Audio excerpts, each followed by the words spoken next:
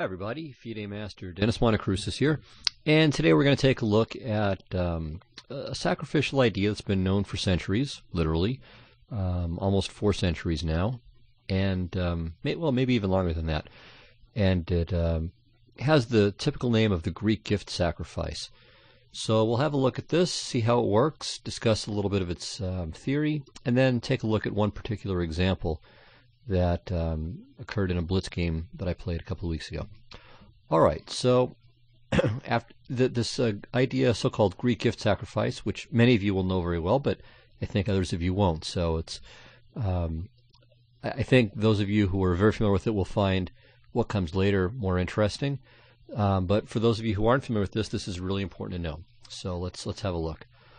All right, so the locus classicus historically starts with this, and it typically occurs in the French anyway. And Greco, by the way, it's called the Greek gift sacrifice, and I'm not entirely sure why, but I can think of 2 possible explanations as to why it has this name. So one idea is the old Trojan horse story, which I'm sure all of you know. If you don't, you can no doubt find it on Wikipedia or some other site. The basic idea is that you had this old Greek war, and the one side brought in this large wooden horse as a gift. In fact, it wasn't really a gift. There were soldiers smuggled inside, and when nightfall came, they got out of the horse and then slew everybody in the camp. So it looks like a gift, but in fact it's not. So that's one interpretation of the Greek gift sacrifices etymology. I suspect perhaps that it may be based on some kind of corruption of Greco's name. So Greco is in fact an Italian, but Greco, the name, means Greek, or the Greek. So perhaps that's the explanation. Whatever it is, we'll see what it is in a chess context momentarily. So the example that Greco gave in his old writings went something like this. So I'm not sure about the exact move order. It's whatever the exact move order is, it's not very plausible. But the important thing is to get to this position and then to see what happens from here. So it's white to move, and clearly he's got a number of pieces pointing towards black's king side. So this bishop is most directly hitting h7, and that in fact is what constitutes the Greek gift sacrifice. This knight's ready to come to g5. The queen can come to h5 afterwards. This bishop is on a very nice diagonal here, even sitting at the home square. So with all of this force ready to spring into action, black may have some problems. Additionally, this rook may come into its own either if the h-file opens, or in some cases, though not what we're going to see here, via h3 and then maybe g3. So white has many promising attacking options. And if you didn't have anything immediate, perhaps a move like knight to g5 or c3, trying to stabilize the center and prevent a knight from going to b4, would be okay. But in fact, white has a very direct and forcing win with bishop takes h7 check. Now, if black doesn't take the so-called Greek gift, plays king h8, white can simply retreat the bishop and then play knight to g5. Can probably play knight to g5 right here. All kinds of things are possible. Black is just down a pawn and facing still a vicious attack. So king takes h7 is the only sensible move at this point. And then white plays knight to g5 check. And then here black has 4 responses that can be considered. 5 altogether. Okay, now the completely stupid response is king to h8, because that allows just an immediate mate into queen h5 and queen h7 checkmate. So the key responses here are king to g8, king to g6, king to h6, and bishop takes g5. And while bishop takes g5 is usually not very good, the other 3 responses are all important, and it depends on the particulars of the position. So we'll discuss that more later on. Here it really doesn't matter what black does, he's toast in any case. So for instance, if king to h6, then white white's simplest is just to grab one of these pawns and then to pick up the queen, and probably with a very quick mate as well. So for instance, knight e6, if king to g6, then queen g4 check is not going to be an awful lot of fun for black. If he moves the king, then queen takes g7 is either going to be mate if he goes to h7. Well, yeah, that's the only place he can move the king, so sorry. So king h7, queen g7 is mate. And if bishop to g5, well, pretty much anything wins. Bishop takes g5, knight takes g5, h5 check, you name it, right? So this is quite simple as well. So we take, king back, bishop takes queen, you know, whatever. I mean, just everything is devastating here. All right, so king to h6 is hopeless. Okay, if king to g6, well, here h5 is just decisive. Okay, if the king goes to h6, then again, knight e6 or knight f7 picks up the queen, and that's just simply hopeless for black. While if king to f5, then queen f3 check, knight f4, queen f4 is mate. Okay, so king to g6, in this particular situation, is of no avail. Okay, so now let's look at king to g8. Okay, well here we see the standard idea in action, queen to h5, and this threatens queen to h7 checkmate. So what can black do? Well, really just three things, and only two really deserve to be spoken of for more than a second. So the one that doesn't really deserve any serious consideration is knight f6 because ef, and well, once again we've got the same dilemma facing black. But notice, though, that it's crucial that this pawn is on e5. Otherwise, knight f6 would be a completely adequate response. So that's one of the things that we'll have to mention later on. Okay, so the other two choices are, excuse me, are bishop takes g5 and rook to e8. And let's start with rook to e8. So if rook e8, well, it's mate in two. Queen h7, king f8, queen h8. Now, you might be tempted to play queen takes f7, and sometimes, in fact, this is quite good. At other times, it will help black, but in this case, it's just unnecessary. So simply queen h7 and queen h8 is mate. So that leaves only bishop takes g5. Okay, well, of course, white's going to play h takes g5, and now the rook is taking over the function of the knight in that it supports queen h7 mate, and in fact also threatens queen to h8 mate. So white even gets a little something extra. Here the only move that black can play to stop both mates, well, he can play two moves, but they come to the same thing, either f6 or f5. So we'll go to f5 this time. And now white plays g6. So you don't want to check him. If you check him, then his king is going to run away. And that, of course, is not what we want. We want to keep the king in the box. So g6 is a good move. And, okay, it's mate in two at most. Black could play queen to h4. Forcing white to capture the queen, and then next move, queen h8 is checkmate. So this is obviously the end of the line for black. Okay, so that leaves us only bishop takes g5 here, and this can transpose to what we saw already, but it doesn't have to. So h takes g5, and now if king g8, queen h5, and we're back where we just were a minute ago.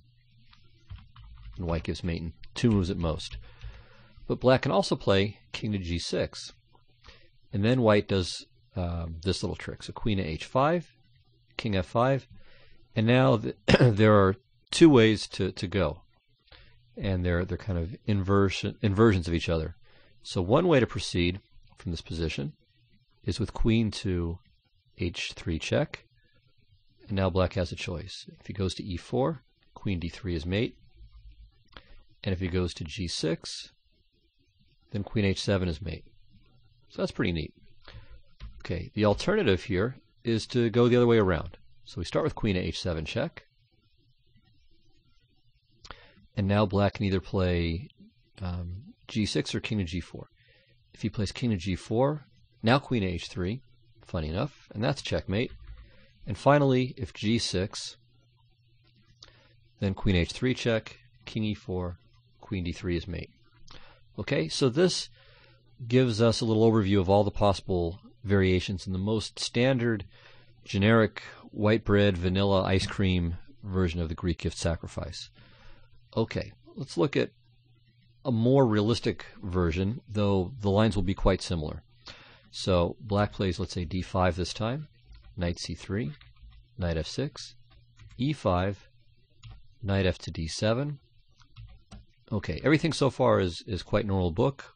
White will play f4 here in real games nowadays, but you can take a look at bishop to d3. Now the right move for black here would be c5. And this is a little bit uncomfortable for white, who can't maintain this pawn chain. But never mind, we're just looking at the Greek gift for now, and so we'll let it get set up here. So bishop to e7, knight f3, castles, h4.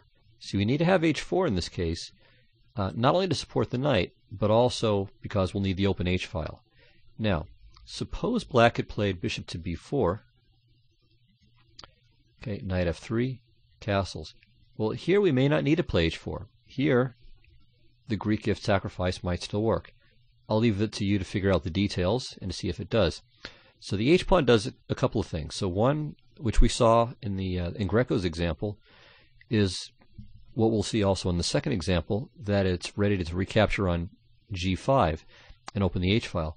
But a second point is that sometimes it's very useful to have h4, h5 check. So here, for instance, after king h7, knight to g5, if black plays king to g6, now white doesn't have h5, which would force the king either to f5, which would allow queen to f3 mate, or to go back to h6, in which case we would have knight takes e6 or knight takes e7, f7, winning the queen. So white can consider moves like queen to d3 here, could consider h4. Queen to g4 is also a possibility. So quite a few things to look at, and I would recommend that you do so at some point after this lesson. Maybe jot down this position or the moves to get here, and work on this on your own. Okay. All right, but back to our thematic example here: bishop e7, knight f3, castles, h4, and now let's say black gets clever with the idea of c5. Well, let's try the Greek gift again, see if there's any differences. So bishop takes h7. Again, black could decline with king to h8, but then knight to g5 should be okay, or even bringing the bishop back to d3. So king takes, knight to g5 check, and again we've got the same collection of black moves here. So king h8 is again terrible for the same reason. Queen h5 check followed by queen to h7 mate. King to h6 again doesn't come into consideration because of white's bishop on c1. So once again, knight e6 or knight f7 is going to do the job. So that leaves bishop takes g5, king g6, and king g8. Okay, well again, king g6 we can quickly dispose of. Once again, h5 is quite strong, even if queen d3 and queen g4 don't work, which they might. So h5 check. If king f3, queen f3 is mate. We've looked at this before. And well, again, king h6, and then there's the various discoveries, knight e6, knight f7, and so on. So, after knight to g5, we can dispose of king to g6 as well, and that leaves just bishop takes g5 and king to g8. So once again, let's look at king to g8, queen h5. Again, it's important that the pawn is on e5, so there's no knight f6. That's taken care of.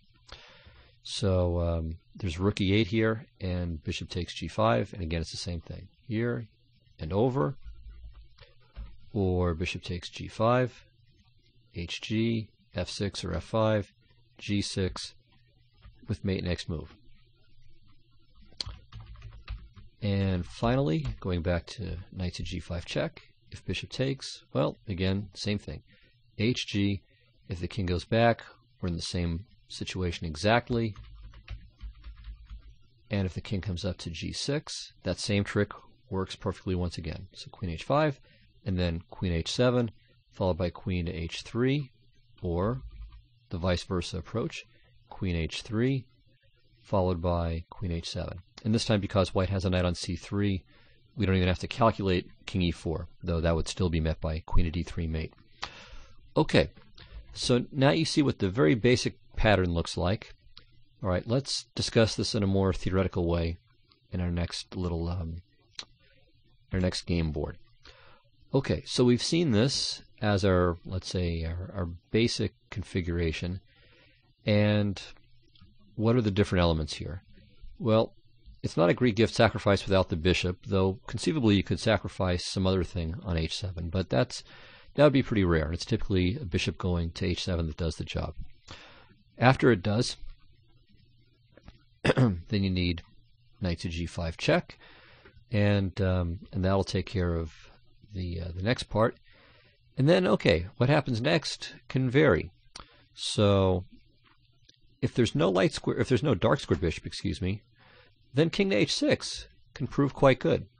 So you always have to keep that in mind. If white's missing his dark squared bishop, king h6 is an appropriate response. All right. When is king to g6 good? Well, when there's no pawn ready to go to h5 for one thing. And then king to g6 lines can be especially interesting because white will have various ideas like queen to d3, and then black, okay, depending on where other things are, if white has a pawn on e5, he can't go to f6. He can play f5 though. Sometimes then white will take en passant with the pawn on e5. Sometimes he'll play instead queen to g3 as a follow-up. Okay, also, after king g6, queen to g4, as I mentioned in the last in the last board, is another standard idea. Okay, also king to g8 is a standard possibility, and then here it's going to depend on a couple things. So let's actually play this: king to g8, queen to h5, and now there are a few things that we want to note about this position. Okay, so first of all, if f7 is undefended, this can be pretty good for white. Pardon me, not black. Also, this is unacceptable for white. So let's say black has a rook here.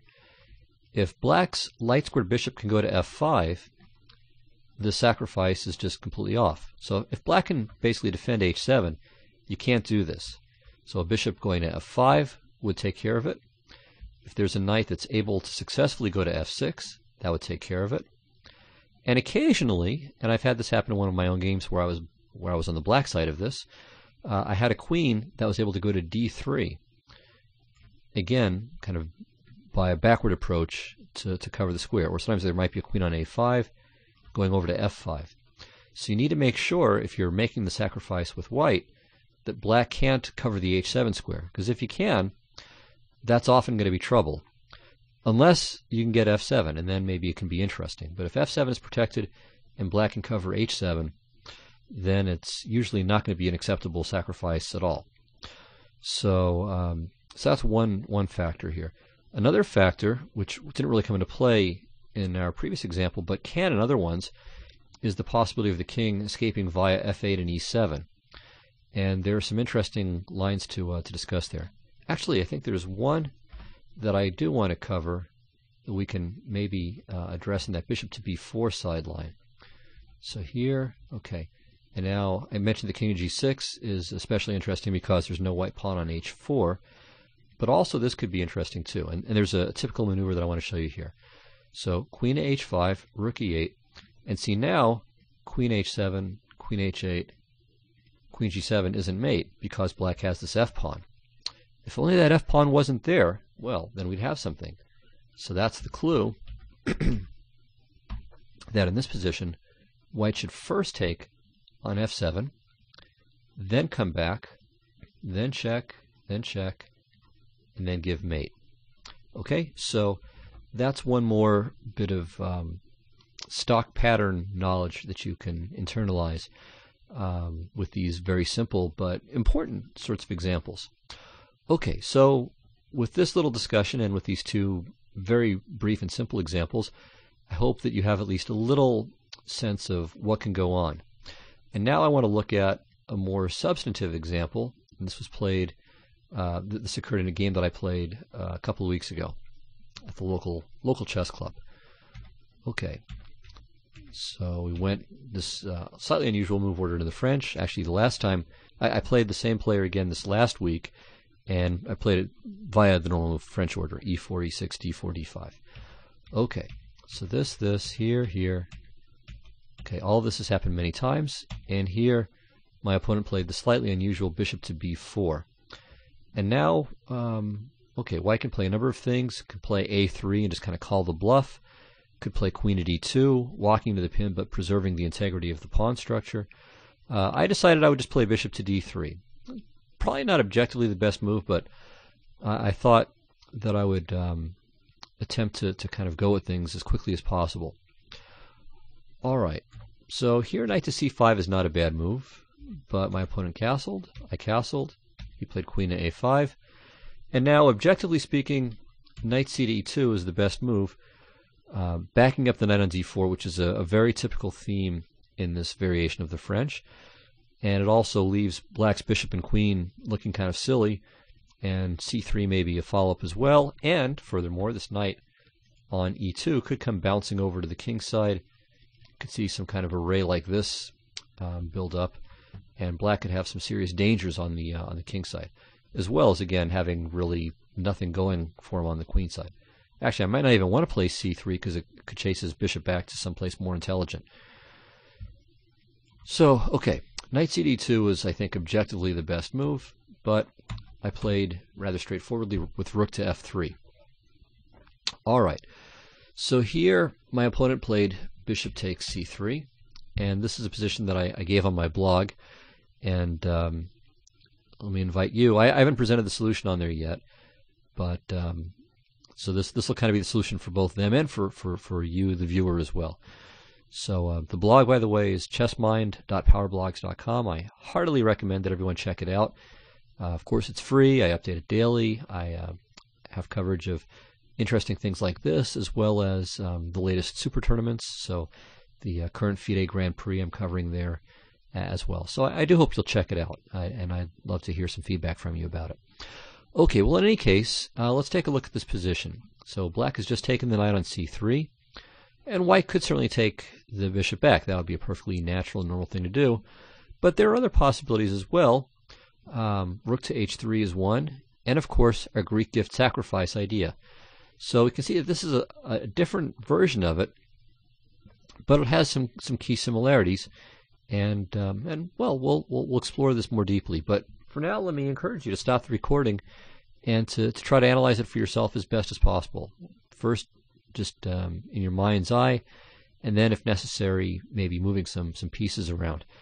By the way, for those of you who use ChessBase or Fritz, I really recommend, and I do this when I'm trying to analyze, I recommend turning off the Humus little mini engine. The Humus program is the thing that kind of auto-completes your moves for you. So it kind of guesses the move. And it can actually be very strong.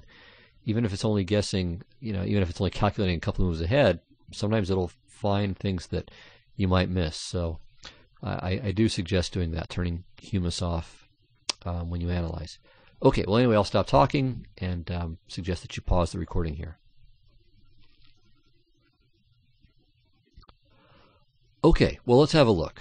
Bishop takes h7 check, king takes h7, rook to h3 check. Okay, now if king to g6, this is quite easily disposed of.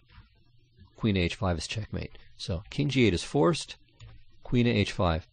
And so you'll notice, on the one hand, white doesn't have the knight going from f3 to g5, but if you recall, in the lines with the knight to g5, sometimes black had bishop takes g5, and white would respond with h takes g5, where the rook back on h1 served as a substitute.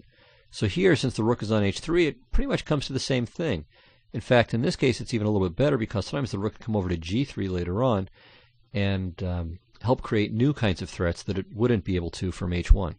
So the drawback, of course, in this position is that I'm down a piece, and he's even threatening to take a second piece on d4.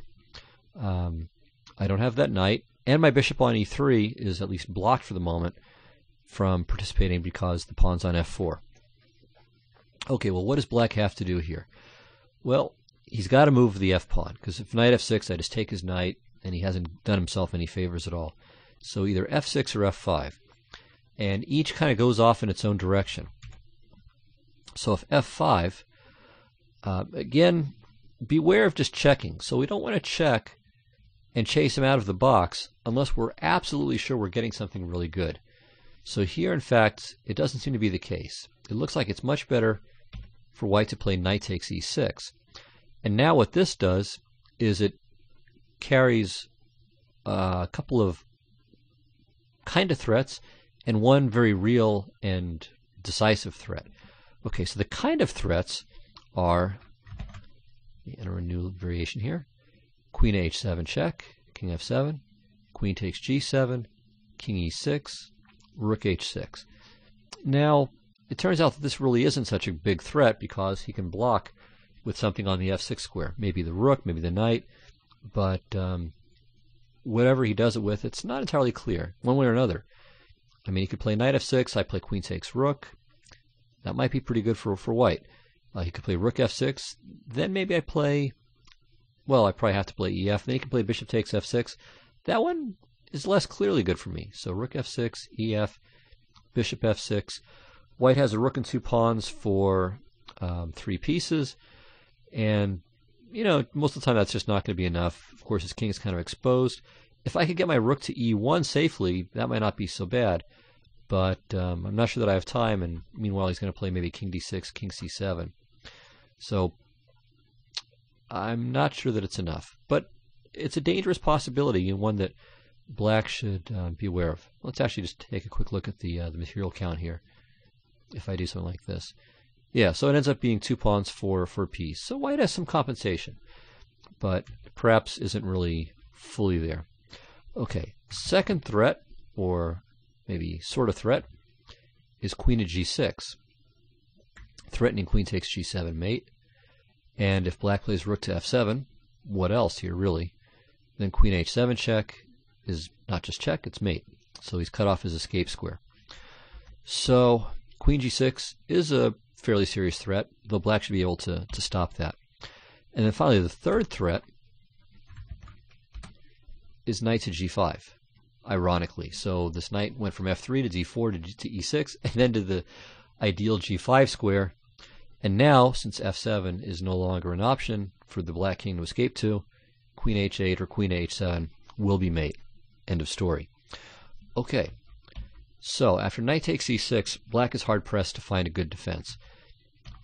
He could try bishop takes e5, at least preparing to play knight f6, but again, knight to g5 is just too fast. There's no defense. Well, he can stop queen to h8 mate by playing g6, and he can stop queen to h7 mate by playing knight to f6, but he can't stop both. So, mate next move, or okay, 2 moves because queen to e1 check, and then mate the move after rook takes e1. Okay, so what can black do here? He could try knight f6 right away, queen h8, king f7, queen f8, king e6, ef6, and alright, here white is doing perfectly well on material, it's about even after bishop takes f6, but with black's king caught. So bishop to c5, and now rook to e3 is a threat, maybe queen to d6 will be a threat, queen to e8 could be a threat. Just too many attackers for white, and black's king is unable to reach safety. Here's a very cute variation. So you might think, well, okay, I'll just ask. All right, should black try bishop to d4 check, or queen takes c5 check with the idea of bishop to d4 check and then swapping off the queens? So what's black's best try here?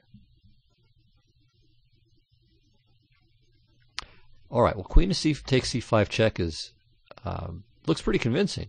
Queen c5, bishop d4 check, but the problem is that white has the very nasty rook to e3 check, and the bottom line is that black doesn't get to recapture the queen, and so white's just winning with lots of extra material here. So he's got a queen, rook, and a pawn for 3 minor pieces, and all right, black can grab the rook, but still the material situation is going to be quite poor. So it'll be a queen and a pawn for 2 minor pieces, not enough. Okay. So bishop to d4 check is forced, but takes, rook e3, king d7. We just keep checking. So it's a long variation, but all the moves are pretty obvious. Queen d8, and now wherever the king goes, the queen's lost. So king b5, rook c5, or king a6, rook a3. Game over.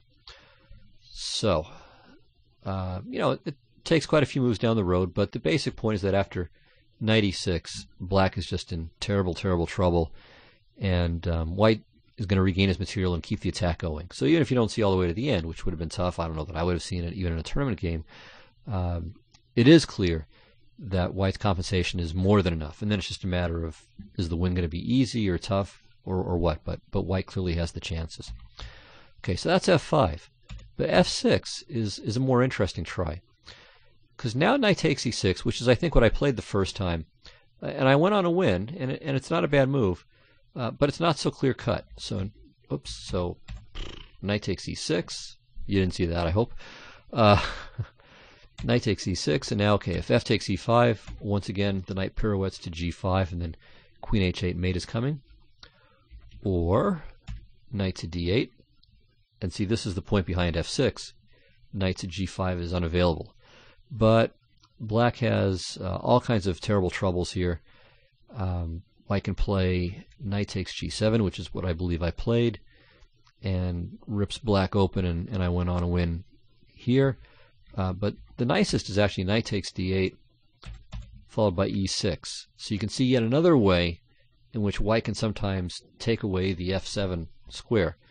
So once again, queen to h8 mate is forthcoming. So knight takes e6, the point is also a winning move. But there's an even better move for white. Very, very elegant. So see if you can figure it out, and if you saw me accidentally demonstrate it, figure out why it's a winning move. So I apologize for the little careless moment, but it's not a bad exercise, even if you know what the move is, to work out why exactly it wins and to look through all the different variations.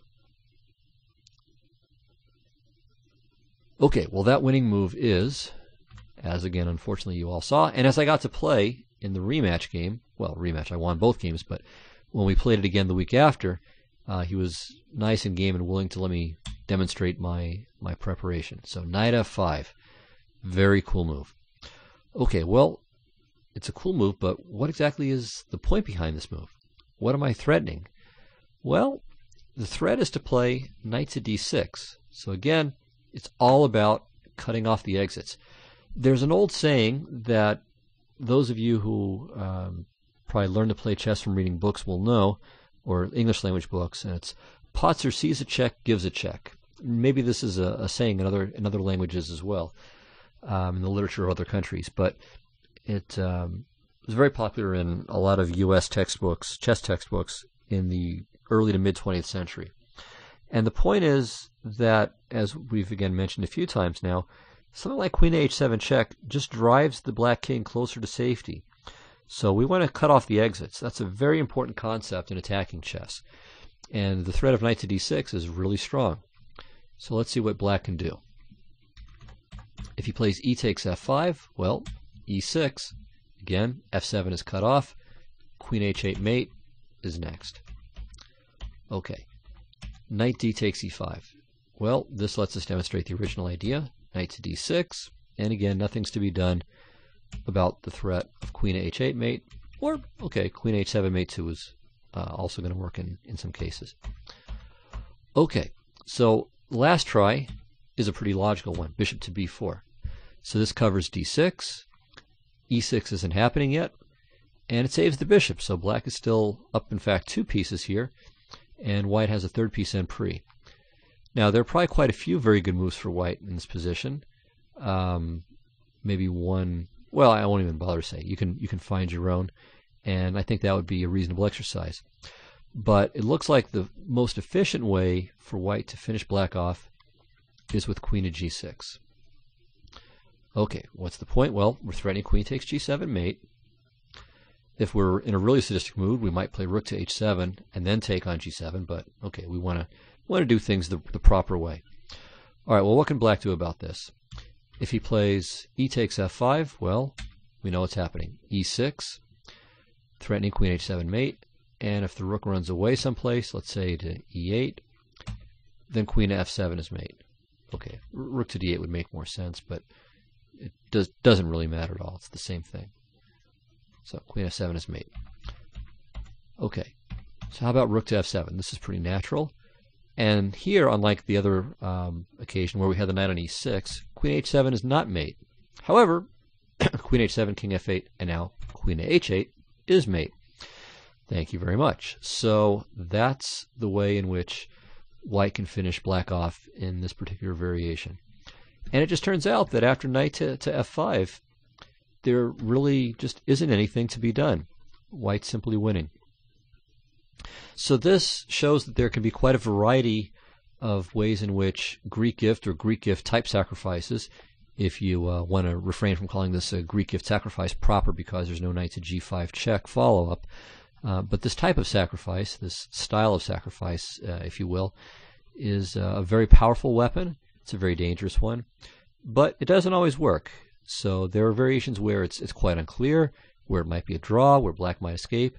So a combination of intuition, understanding of the basic rules that we've looked at, some of the key factors are important, and simple calculating ability all go into the mix of being able to evaluate and properly execute these sacrifices. Or, of course, with black, to be aware of them and to know when you can and can't allow them to take place. So I hope you learned something from this. Again, I'm sure that many of you are familiar with this sacrificial idea, but even for those of you who are, I hope that I at least deepened your understanding to some extent. So thank you very much, and I'll see you next time. Bye-bye.